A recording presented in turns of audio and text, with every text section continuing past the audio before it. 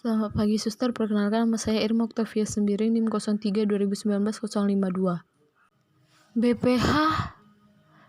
BPH atau Benign Proposed Hypertrophy adalah suatu keadaan di mana kelenjar prostat mengalami pembesaran, memanjang kertas ke dalam kandung kemih yang menyumbat aliran urin dengan menutup officium uretra. Etiologi BPHT adalah peningkatan 5-alfa reduktasi dan resto androgen akan menyebabkan epitel dan stroma, dan kelenjar prostat mengalami hyperplasia. Estrogen, testosteron. Ketidakseimbangan ini terjadi karena proses degeneratif pada saat penuaan. Pada pria terjadi peningkatan hormon estrogen dan penurunan hormon testosteron. Pria terjadi peningkatan kadar epitel, growth factor atau fibrosing factor, dan penurunan transforming growth factor beta menyebabkan hiperplasia stroma dan epitel, sehingga akan terjadinya BP. Berkurangnya sel kematian atau abortus. Estrogen yang meningkatkan akan menyebabkan peningkatan lama hidup stroma dan epitel dari kelenjar prostat.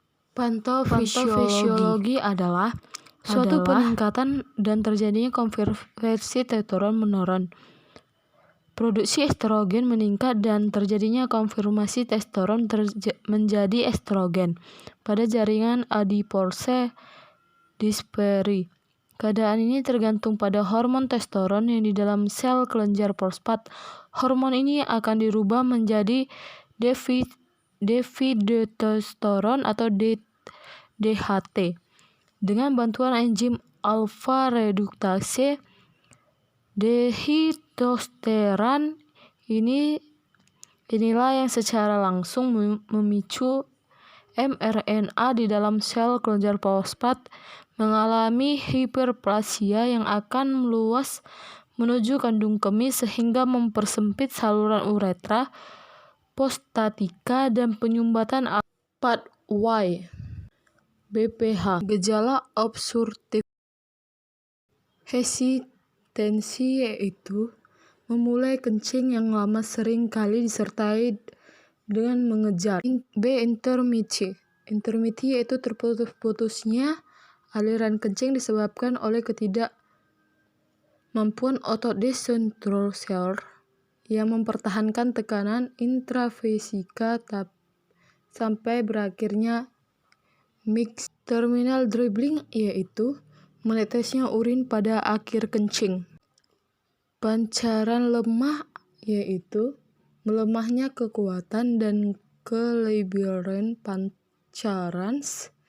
Destructions memerlukan waktu untuk dapat melampaui tekanan di uretra. Gejala iritasi urgensi yaitu perasaan ingin buang air kecil yang sulit ditahan.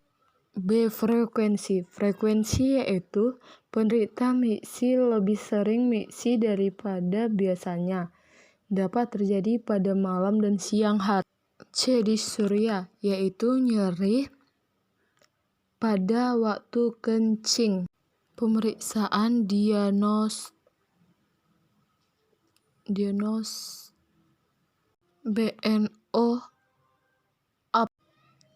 transrektal ultrasonografi prostat. Biopsi jarum bila ada kecurigaan. Lab rutin persiapan operasi dan PSA. Komplikasi